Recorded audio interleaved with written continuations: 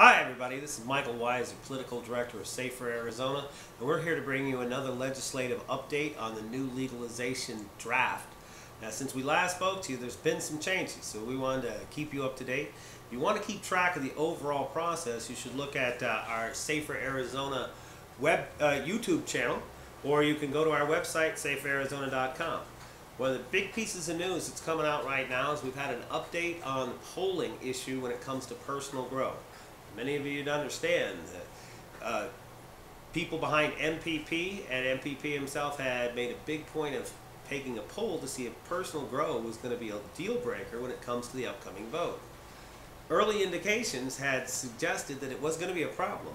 When MPP got a couple of questions added onto somebody else's polling for state of Arizona, it suggested that there would be a significant impact if home grow was added into the ballot measure.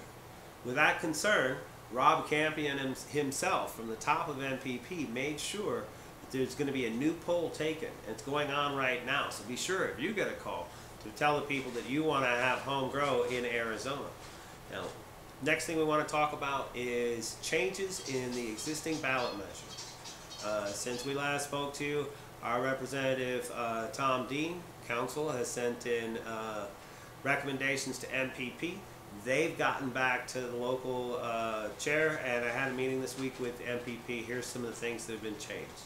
Keep in mind, what's good about this ballot measure is it provides for personal grow up to 12 plants per household. Only plants in flowering state count as plants. As well, there's protections for DUI. There's protections for marijuana accessories, and you get to keep all the marijuana that you produce on your premises. Things that aren't so good originally is there had been a shift of the licensing from the Department of Health to the Department of Gaming. That's now out of here. It's going to cause too much trouble.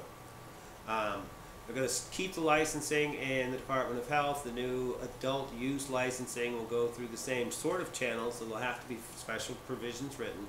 This will delay implementation, but it should be less than 1 year.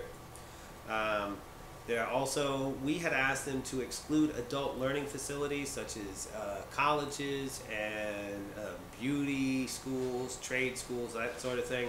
Currently, MPP is not prepared to make any changes in the language, though they did point out that there is a test of the AMMA going on at the Arizona Supreme Court to see if a patient should be protected to use his medical marijuana while on campus. I hope to see how that's going to happen by May.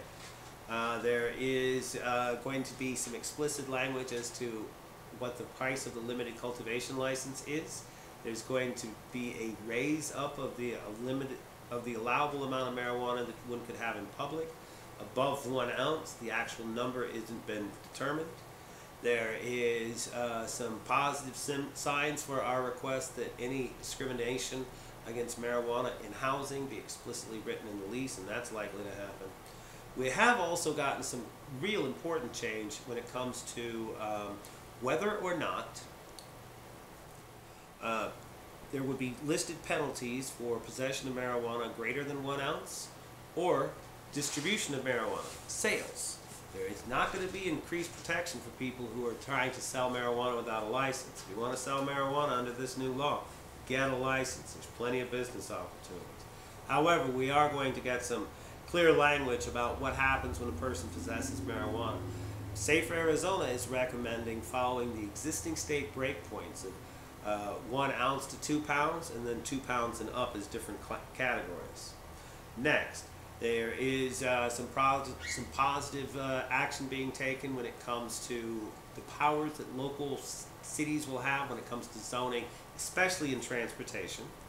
The proposed delay until January of 2019 has now been revised to 12 months after the legalization, so by the end of November in 2017. They haven't completed the spending formula, though the bulk of the money that's being talked about is headed for education and public health. I am still recommending law enforcement. Those guys are going to need to do something for all the money they're not making. There are going to be protections so you won't face local jail time as opposed to state laws. There'll be protections or there's consideration of how to word protections for case expungement. One of the things that people had talked about as a concern was whether or not commingling would count as multiple possession. MPP has reviewed the law and they feel that there's current protections for that right now. Hopefully won't have to see that tested. And then the most important development of this negotiation comes to parents, parenting rights and discrimination by government agencies. As you know, currently CPS can find automatic neglect and say chemical dependency if a parent has a marijuana card or is found in possession of marijuana.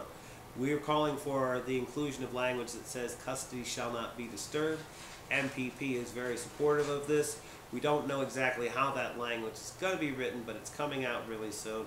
We'll keep watching. You keep watching Safer Arizona, and let's work together to make it legal. This is Mikel Weisser with Safer Arizona, signing off.